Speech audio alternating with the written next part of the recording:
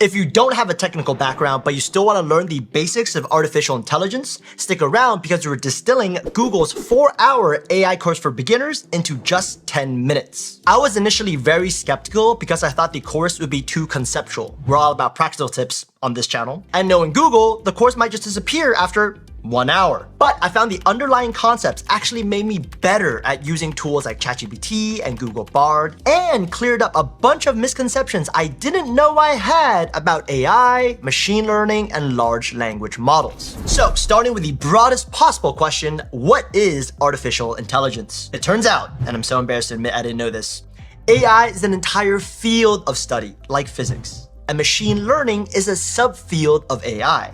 Much like how thermodynamics is a subfield of physics. Going down another level, deep learning is a subset of machine learning, and deep learning models can be further broken down into something called discriminative models and generative models. Large language models, LLMs, also fall under deep learning, and right at the intersection between generative and LLMs is the technology that powers the applications we're all familiar with: ChatGPT and Google Bard. Let me know in the comments if this was news to you as well. Now that we have an understanding of the overall landscape and you see how the different disciplines sit in relation to each other, let's go over the key takeaways you should know for each level. In a nutshell, machine learning is a program that uses input data to train a model.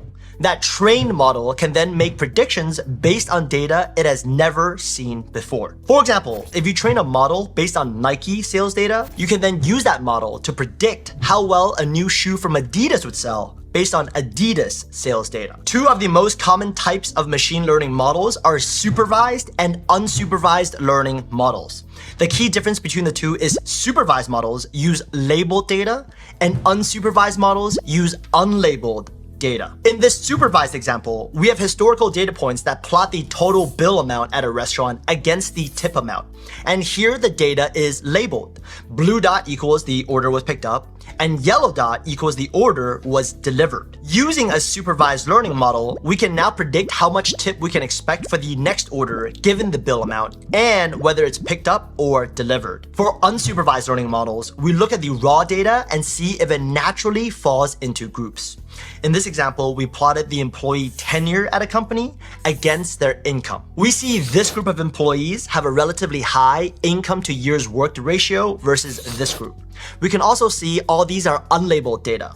If they were labeled, we would see male, female, years worked, company function, etc. We can now ask this unsupervised learning model to solve a problem like, if a new employee joins, are they on the fast track or not?